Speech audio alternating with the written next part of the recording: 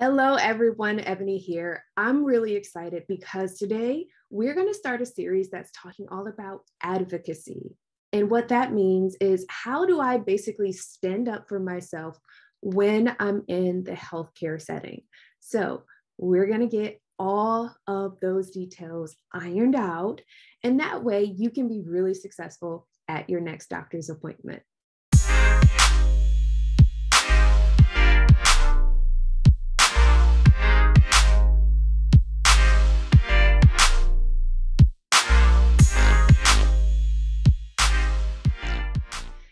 In part one of this series, we're going to talk about your family history, why it's important, how to understand your lab values, as well as why it's important to write down questions and really and truly kind of brainstorm what do you want to talk to your doctor about? And finally, we're also going to talk about what should you think about in terms of when you're going to basically step out into the world after your appointment. So I want to remind you of this quotation that I found, and it says, "Your wealth is your health. It's time to start living your life to the fullest." And I really want to encourage you to take a deep breath because this process is overwhelming. It's scary. It's a lot to think about. And I want to make sure that you're equipped with the information that you need in order to be successful. So, one of the biggest things that's most important about our time together is going to be that I'm not a doctor. And I want to make sure that you understand that this isn't meant to diagnose or give you any type of medical treatment. You should always have that conversation with your doctor. And I will always, always, always encourage that. So, we're going to jump into our presentation in terms of talking about family history. So I want you to think about one of your favorite childhood memories of your family and friends together. Really think about that and close your eyes for a second. And were you involved in preparing meals with your family? Did you sit down and watch everyone play card games? Did you often hear either the men or the women in your family talk about, oh, girl, my back today, it hurts, or bro, like, I think I got hemorrhoids. And all of a sudden, there is this bond, even when it comes to gossip, honestly, because sometimes you can hear, oh, girl, did you hear about Aunt so-and-so? She just, These types of conversations are golden. And mostly because we don't do a good job of passing down health information. So it's really important that you think back to a lot of those conversations that you used to overhear when you were younger, and even now, about different ailments or complaints of your family. And it's important to take those into consideration because you may, in fact, experience some of those same ailments, or you can kind of pipe up and say, hey, wait a minute. You've been complaining about that for a long time. Do you think it's time to see a doctor?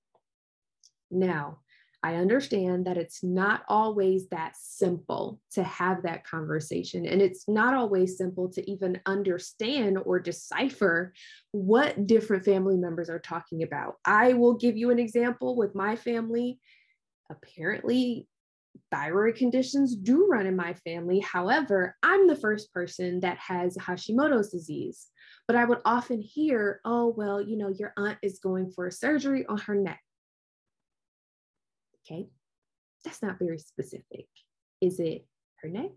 Like her throat, her thyroid, her parathyroid, like her voice box? There are a lot of things that are actually in your throat that are really important to consider, some of which may not be as quote unquote bad, some of it may be. So I have this thought for you. When we think about disease, that is really our body's way of alerting us that something is wrong. There is a dysfunction, there is dis-ease. And a lot of times that will either come into play because of our genomics or our DNA or overall makeup of who we are at the cellular level. So the tiny, tiny cells that make up who we are. And when it comes to that, we have genes which express. And in that capacity, or when that happens, you have a tendency to develop certain ailments or illnesses. Now, there is something that you can do in all of this, and that is whatever environment that you're in, and also your behaviors, especially as it relates to food, can have a positive impact or effect on how those genes are expressed.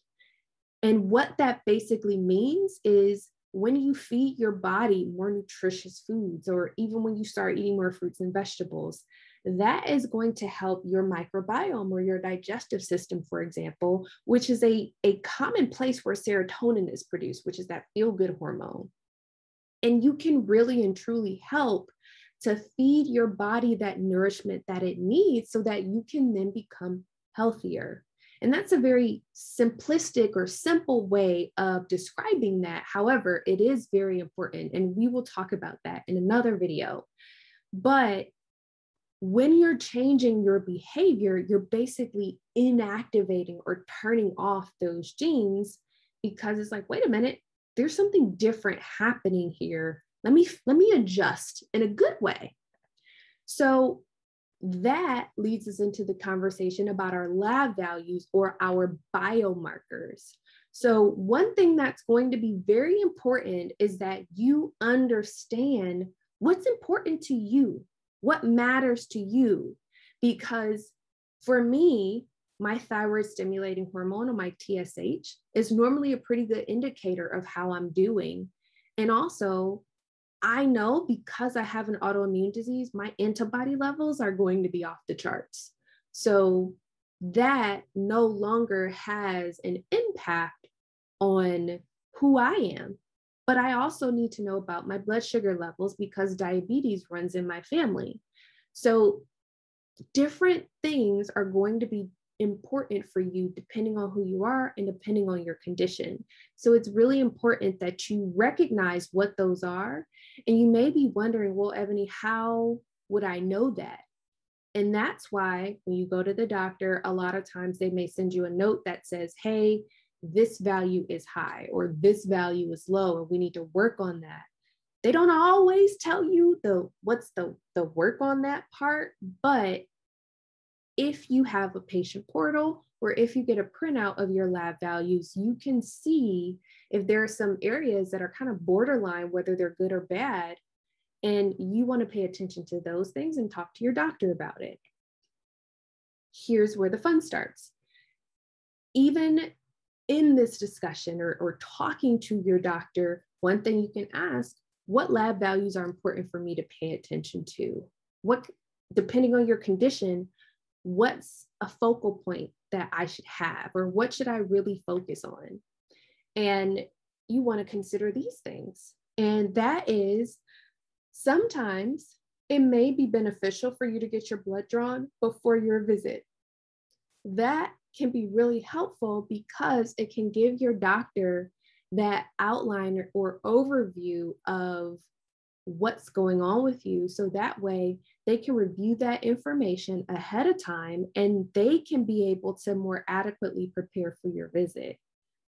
Then when you're in the doctor, you can ask them like, well, what's next? What are my next steps? What should I be thinking about? What should I consider? And sometimes there are no next steps. So from a medical perspective, in that provider's opinion, they may have done everything that they could. And that's why in some cases, a second opinion is valuable, and sometimes a third, fourth, fifth, and sixth opinion. But you also need to think about what should you be focusing on? What avenues of your health are going to be important? Do you need to consider losing weight? Do you need to eat more? Do you need to eat less? Do you need to sleep more? Do you need to adjust your medication? All of these things are very important. And I will talk a lot more about the mental aspect of how all of this comes together But for now, even when you're thinking about starting a medication, for example, are there things that you can do prior to starting that medication? Things to consider. So next steps, let's talk about that. Before you go to your appointment, you want to basically compare and contrast what's been going on with you over the years. And the way to do that is by preparing your patient's story. And oftentimes you may have heard, whether it's on television or any other avenue where they depict doctor or office visits, you may hear someone saying, patient presents with insert thing. This is where that patient story is important, because you are considered the historian that is going to share that information with your doctor. So that makes it easy for them. So when you go to the doctor, you may want to think about the following to help them. When were you diagnosed? Or when did you start presenting with symptoms? Did you notice things that were kind of small in the beginning, but now they're becoming more of a problem? In the case of thyroid diseases, did you have rapid weight gain or loss? Did you start noticing issues with your voice or hair loss or joint pain or brain fog or the typical fatigue that we experience? Those are important to write down. Are you more stressed out than what you normally are? And for many of us, stress has unfortunately become normal, but I want to talk about why that impacts our health so much. And what I want you to focus on is having a short and a longer version of this. Sometimes you can have 5 to 10 minutes of a patient story, and sometimes you only get 30 seconds. So it's going to be important for you to practice saying this so that you can easily say, all right, in my case, I was diagnosed with Hashimoto's disease in May of 2009. My typical symptoms include brain fog, joint pain, fatigue, hair loss, all of the standard symptoms of hypothyroidism. I presented at the ER multiple times when I was in Minnesota, having hyperthyroid symptoms, but then I had a virus that caused me to step into having Hashimoto's disease, and that's why I'm here. Yes, I'm very stressed out. My job is very stressful. No, I do not have a family history of Hashimoto's disease, but diabetes and high blood pressure run in my family. That's an example. So think about that, and don't be surprised if your doctor or provider starts to ask you questions. They're curious. They're trying to figure out what's going on. They're trying to get to the root cause. So don't be afraid to be open to have that conversation.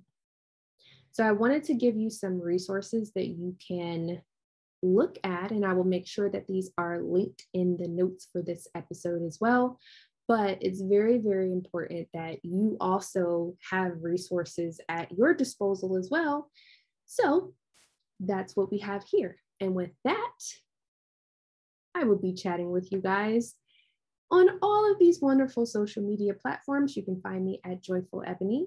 And what I also just really and truly want to encourage you with is that this is challenging.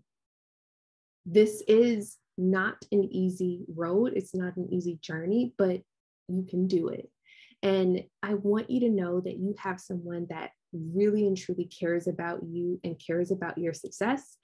So that was part 1. Part 2 is coming up next. So definitely make sure that you subscribe and check out the next video coming up. Take care.